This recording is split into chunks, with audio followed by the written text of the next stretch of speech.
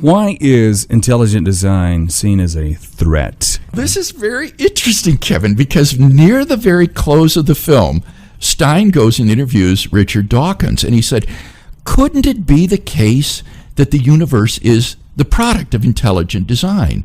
And Dawkins says, well, yes, I suppose it could be, but in that case, the designers would be some sort of extraterrestrial life who came to this planet and seeded the earth with organisms so that life would originate here on Earth. So yes, intelligent design is a possible theory, but it would have to be life that is purely naturalistic and was itself the product of evolutionary development.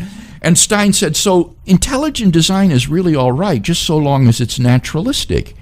And that is exactly the point, which is why I said earlier, it's not really the debate about the merits of intelligent design versus neo-Darwinian evolutionary theory. It's really a debate about naturalism versus non-natural causes in the universe. And I thought Dawkins admitted as much in his final response. In fact, Dawkins says something very interesting in the film about holding to the doctrine of scientific naturalism, the doctrine of getting truth from science. Let's listen to that clip right now.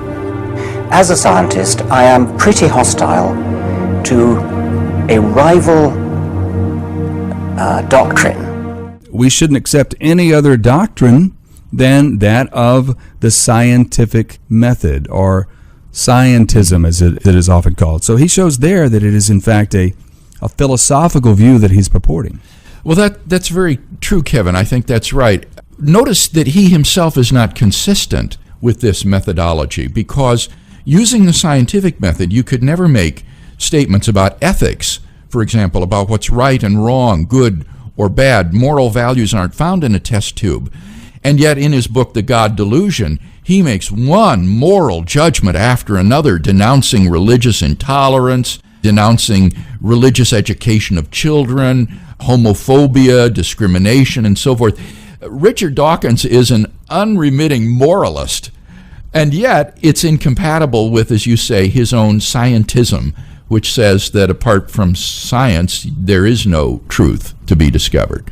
So the movie Expelled, No Intelligence Allowed, actually gives some case studies of some professors who are under fire for departing from what is considered the orthodoxy in biology and in science, and that is the Darwinian view. And so these are pretty convincing case studies, you think? Yes, I think they are. These are pretty clear cases of, I think, discrimination. And if I might say, I thought one of the most poignant moments of the film is when Stein begins to explore the implications for ethics of naturalism. If naturalism is true, are there any objective moral values?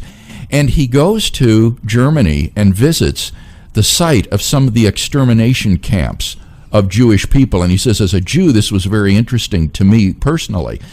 And these scientists and nurses in these extermination camps believed that human beings were just natural, random products of biological evolution, were not designed by God or anything of that sort. And this resulted in horrible medical experiments on living people, in eugenics, where they thought they could build the master race by, in effect, breeding people.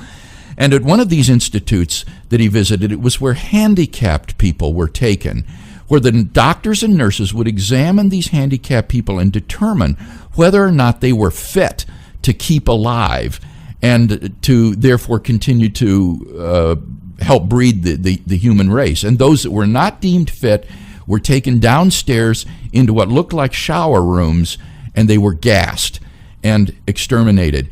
And then they were laid out on dissecting tables where they could be dissected by these doctors. And as Stein stood with the woman guide taking him through this place, looking at this dissecting table, he said, what's ironic is that these people lying here on the table were probably more sane than the doctors that were dissecting them. And he says to the guide at that point, do you think these people were insane? And she said, no, I don't think they were insane. And he said, well, why not? And she said, well, they had purposes. And Stein just looks at her and he said, they had purposes. And of course, we know what those purposes were. And then he just follows this woman down this long corridor, silently, saying nothing, just looking at her. And you couldn't help but think of the Jews who followed these nurses down these corridors once to their death. And finally, he says to this woman, well, what would you say to these doctors and nurses if you could speak to them? And she's speechless. She says, well, I don't know. Who am I to say? Mm-hmm. And it just became evident that the naturalism and the relativism that results is horrific, because that's exactly what happened in Germany. People did not speak out. They let this mass genocide go on. Who am I to say? Who am I to judge? And that does seem to be, I think, the logical consequence of naturalism. So now, that's been the biggest outcry against this film from naturalist, atheist, Darwinian, that it's not fair. You are comparing Darwinian evolution with Nazism, and somehow. But are you saying that is possible? I don't think that it would be fair to compare Nazism to Darwinism. But I do think it is fair to compare it to naturalism. If God exists and Darwinian evolution is true, that somehow God used Darwinian evolution to bring about human beings, there would still be objective moral values rooted in the nature and the commands of God himself. So it's not evolution per se that undermines the objectivity of moral values and duties. It's naturalism. And it is the naturalism that underlay the worldview of the Nazi scientists and nurses that led to this sort of moral relativism that made the Holocaust possible.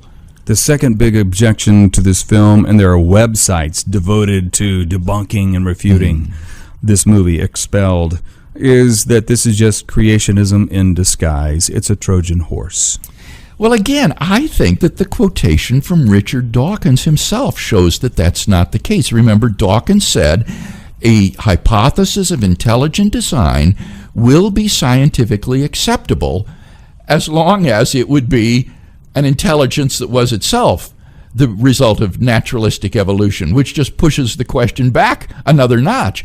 But in terms of inferring that life on Earth is the product of intelligent design, he was quite willing to accommodate that sort of hypothesis as a scientific theory. What he couldn't accommodate is non-naturalism. Bill, overall, you give it a thumbs up? What's your assessment? I found it to be moving. I found it to be informative.